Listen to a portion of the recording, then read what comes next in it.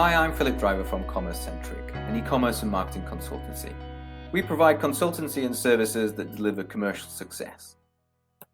So today we're continuing with our strategic problems for brands going direct to consumer, and specifically today we'll be talking about channel conflict. But before we jump into the conflict side of things, let's just remind ourselves of the benefits of why brands go direct to consumer, because these are also generally the points that actually deliver conflict as well.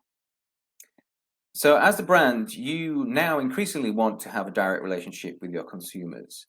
It's never been more important and increasingly will be into the future as well, for a number of reasons, one of which will be data, which we'll talk about in a second. But we're seeing much more consumer-orientated marketing taking place for brands now. We're seeing brands that want to have a one-to-one relationship. Customers are dictating that they want to have a one-to-one relationship with brands in the future, to have that direct communication.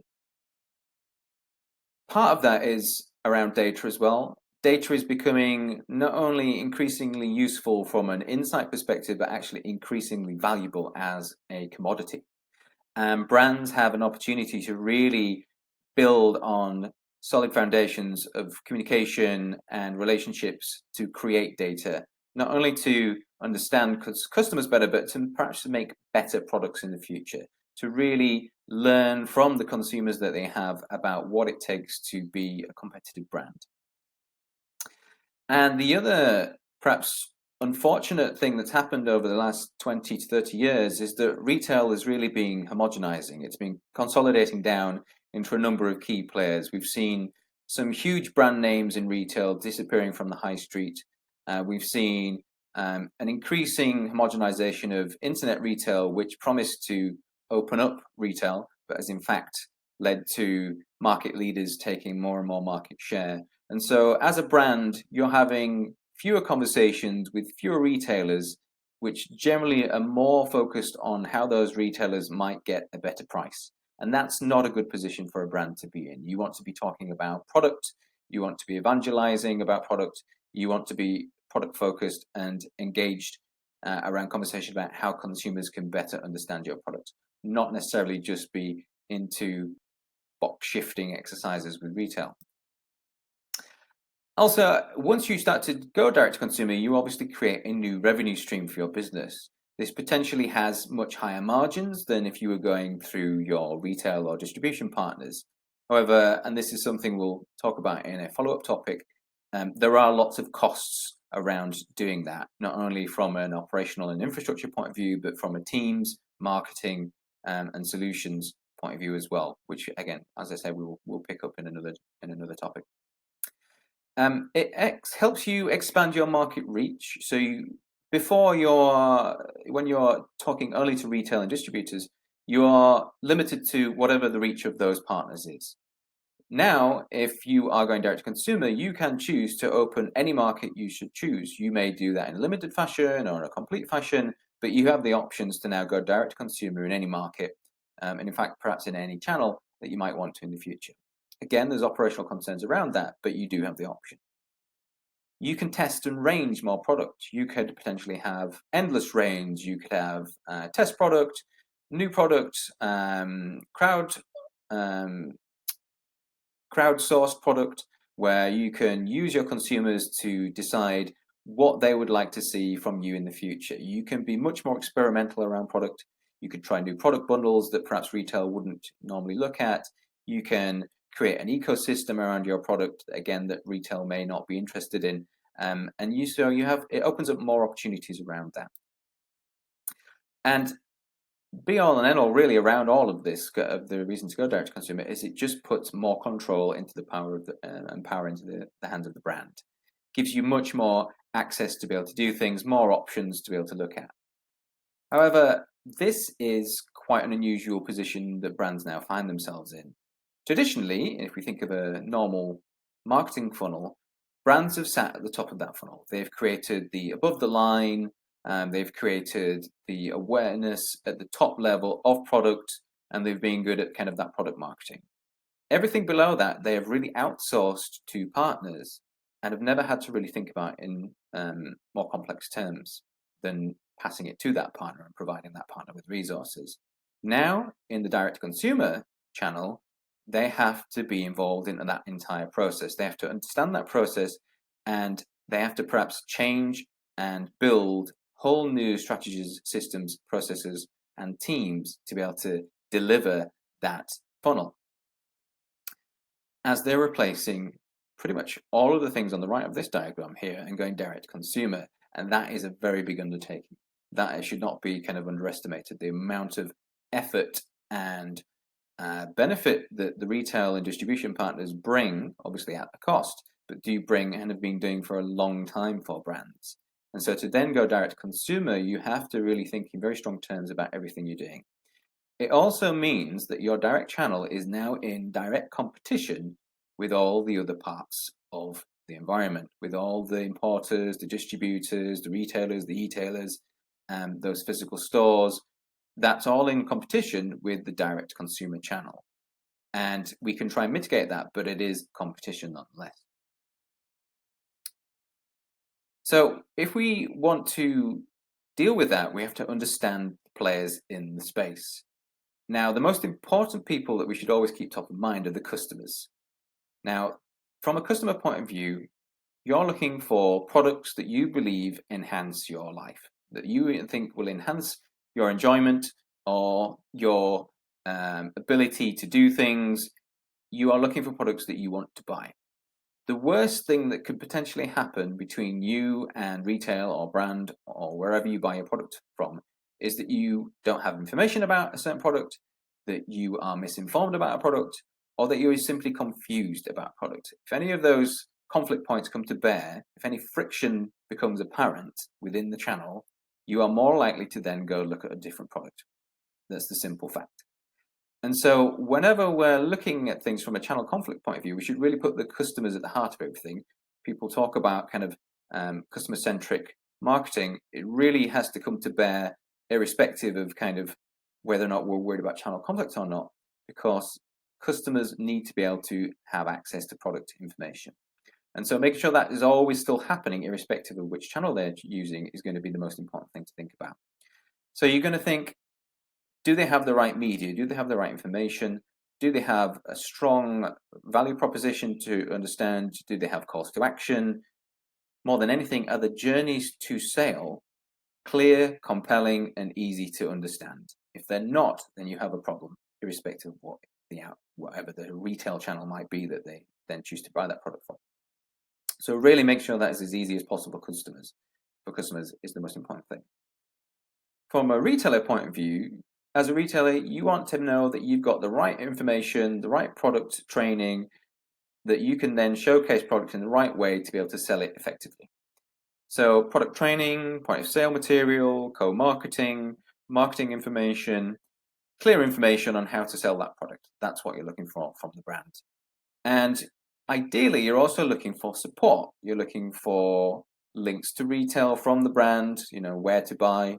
You're looking for a pricing policy and buyer policy from the brand that is clear and easy to understand, that there's marketing available to help you, and that more than anything, it's a level playing field. And then the rest is really up to you. You're then there outsourcing, they've outsourced that retail function to you, so you're doing that part, but they need to help you further up that channel. As the brand, you've now introduced this direct route to market, and so that's putting you in conflict with some of these other points that still need to be maintained in most instances. But you're also looking to still showcase a product in its best way. You're looking to show how best to market, how best to sell that product as well to the rest of the channel. You're looking for a direct relationship with your customers. You're looking for data around that. You're looking for sales and marketing data. You're looking to start to own reviews of your product more, to really control how people view and understand your product, and to be in control of the consumer experience, which you haven't really been completely in the past. And so all of that comes to bear in the channel in terms of conflict, some positive, some negative. And the best application and route through that, if you are perhaps more looking to partner with retail rather than start to be aggressive towards them, is clear communication, joint solutions, and joint goals about how you're going to approach retail.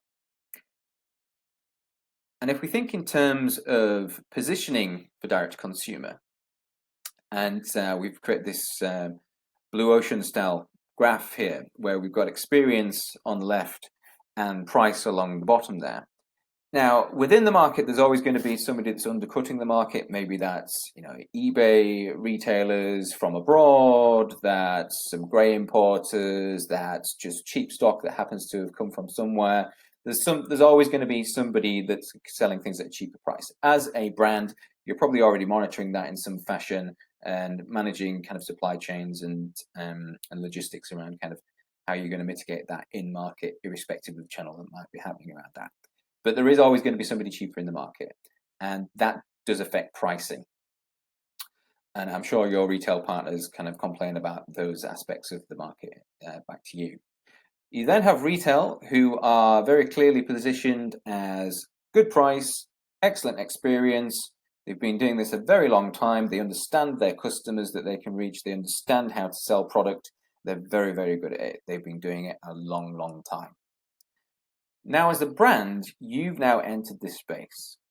However, it's very likely that your pricing is either equal at best to retail or more likely is more expensive than retail. And we'll talk about that in a second. Also, the sales experience that you're providing, again, is probably equal or in some cases worse than retail. Again, retail have been selling products for a very long time. They have infrastructure, they have capabilities, they have processes in place. As a new player in retail, the direct-to-consumer brand now has to figure all that out.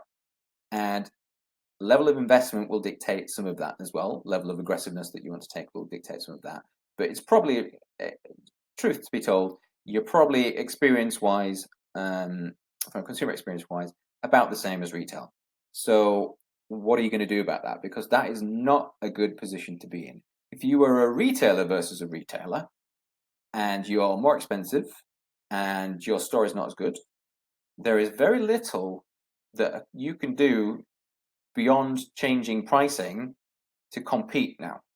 And customers will probably go to the other retailer. This is the same as it is for a direct-to-consumer brand. So how do you manage this? What can you do? Obviously, the most best route that most brands choose to take is to improve the experience, to really improve and make a much more holistic premium experience that satisfies customer demands in certain areas. And we see this in direct-to-consumer brands, certainly from a high street retail point of view. Brands take on a perhaps more showcase approach to their products because they can. I'm thinking in the terms of Apple, Nike, Adidas. They produce real showcases to buy product from. You can have their brand experience in the store. You can be involved in the store. And more than likely, there's also quite a lot of value add, other services available that you wouldn't find in retail. Online, it's slightly more complex in that you don't always have that more experiential element to the store. There are ways around that, and obviously technology improving to allow that a little bit more, and you can invest heavily in that area. But really then the other options around that are kind of expanding the range with merchandise, bundles, new offers, subscription services, things that retail potentially either won't do or can't do. Always on value add, so when you buy from the brand, you get some additional benefit, and that might be other products, it may be a service, it may be warranties, but there's something else that the brand is bringing to bear.